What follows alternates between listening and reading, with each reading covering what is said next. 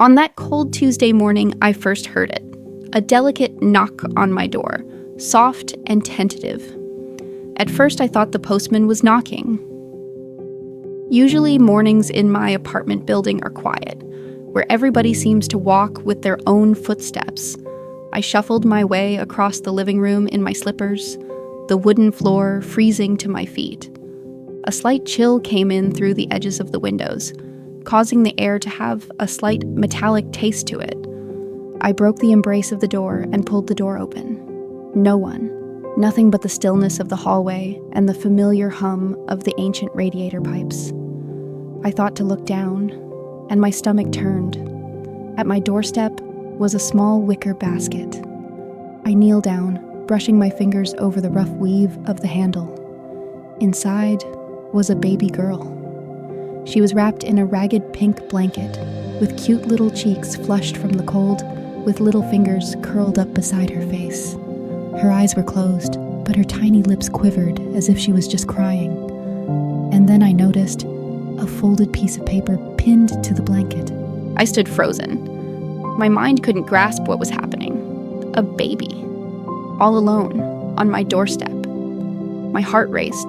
Boom, boom, boom. I peered up and down the corridor, thinking someone was going to jump out behind a corner. Just a prank? But it was nothing at all. Silent. Too quiet. The baby made a soft whimpering sound, and without even thinking, I scooped her up. She was tiny, not much heavier than I thought, and she warmed me instantly. Thoughts began to spiral. Who leaves a baby? Who leaves it at my door? What am I supposed to do? My fingers fumbled with the safety pin that was holding the note to the blanket. The paper was crumpled and slightly damp around the edges from the morning air. It was hastily written and appeared to be uneven. Please, take care of her. Her name is Lily. I have no choice. Signed, Sophia, my neighbor. We weren't exactly friends, just polite smiles in the elevator, the occasional have a good day while passing in hallways. She was private. I didn't know her well enough to make a guess of what she was going through. But now she was gone. I rushed down the hall to her apartment, creaking along the floor. I knocked. I knocked again. And knocked again, knocking harder each time. Nothing. I put my ear to the door. Silence. My hand hovered above the knob, and before I could stop myself, I turned it. It turned. I couldn't breathe. The apartment was almost empty. The bookshelves were stripped bare. The closets were empty except hangers. There were no pictures, no mug on the counter. It didn't look like she had just left. It felt as if she had been erased. When I finally made it back to my own apartment, I sat on the couch with Lily in my lap. She couldn't have been more than 6 months. Her tiny hands were gripping my sweater, and her eyes were wide but unfocused. I didn't really know anything about taking care of a baby. The only thing in my fridge was takeout containers and oat milk. But calling the police?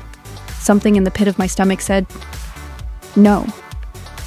This wasn't abandonment. This was escape. Escape from something. Or someone. I attempted to sleep that night, but each groan and creak in the building knotted my anxiety. Then, around midnight, there came another knock. Fast, sharp. I lunged to the door. No one. But there remained an envelope on the floor. I trembled as I ripped it open. Inside, a picture. Sophia holding Lily, next to some man I didn't recognize. On the back, in the same hasty handwriting, don't trust him. The following morning, I opened my curtains just a little bit and froze. Sitting across the street was a black sedan, the same car that had been there every time I checked. The driver just sat there, with the engine running, waiting. I could feel my throat tightening. Was it him? Was he looking for Sophia? Or Lily? I couldn't just sit still. I had 2 choices in front of me. I could turn Lily over to the authorities and never know for sure. Or I could find Sophia, find out why she chose me. My hands were shaking as I began to pack a small bag. Baby clothes, formula, the note, the picture. I felt fear suffocating me, but underneath it was some other feeling. Determination. Late that evening, I waited until the building was quiet and wrapped Lily up in her blanket, tucked the photograph in my coat pocket, and stepped out into the frigid summer night. The only lead I had was an address scribbled on the back of the envelope. I didn't know what I would find there, but I knew it will change everything. And just as I was walking down the street, the headlights of the black sedan flipped on. It felt like my heart leaped out of my chest.